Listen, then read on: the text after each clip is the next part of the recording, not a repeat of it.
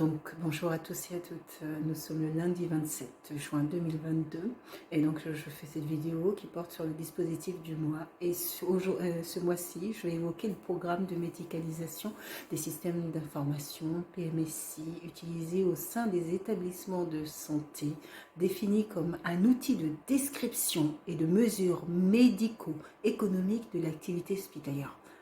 Je suis convaincue que quand vous entendez cette définition, vous vous demandez qu'est-ce que ça peut être. Pour celles qui travaillent en milieu hospitalier, je pense aux assistantes de service social qui représentent un quart des effectifs en milieu hospitalier, le PMSI, ça vous parle, vous connaissez. Mais pour celles qui ne travaillent pas en milieu hospitalier, se demandent qu'est-ce que c'est que ce codage PMSI.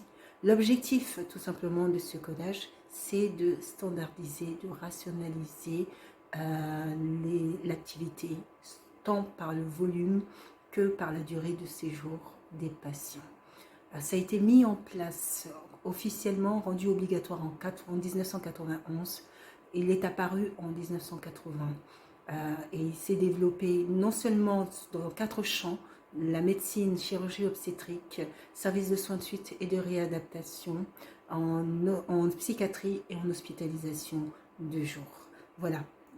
Sur le plan aspect technique, donc bien sûr, comme toute information numérique, elles sont soumises à un contrôle, à une vigilance donc, qui incombe là à la Commission nationale de l'informatique et des libertés. Au sein des établissements de santé, il y a un département de l'informatique médicale et ce département est constitué non seulement d'un médecin, un médecin qui est médecin pivot, référent, qui est nommé sous réserve du conseil d'administration de l'établissement ou instance égale au conseil d'administration au sein de l'établissement, et qui est aussi composé de différents techniciens de l'information médicale. Et donc leur objectif, c'est de recueillir les informations qui proviennent, de les traiter et de porter une analyse sur ces informations. Ces informations proviennent non seulement des praticiens, des professionnels qui travaillent. Je rappelle que 70% des professionnels en milieu, dans les établissements de santé, ce sont des professionnels soignants. Donc l'activité des professionnels, des praticiens est relevée de cette manière puisqu'ils rentrent les données de leur activité. Données après qui bien sûr qui sont soumises sous secret professionnel et ces données donc qui sont après analysées au niveau du département de l'informatique médicale.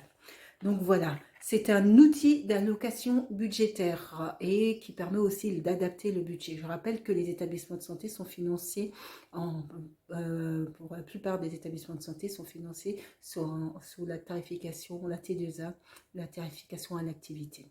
Cette tarification à l'activité qui a été mise en place en 2004, qui est largement influencée par les données statistiques de la PMSI, est le financement par l'activité directe des établissements.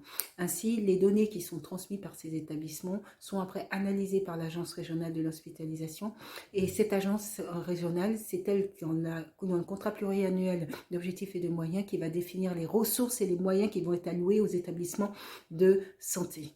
Voilà, pour vous expliquer très brièvement. Donc, la PMSI, outil d'allocation budgétaire qui permet aussi de réguler ou de moduler les montants d'allocation attribués.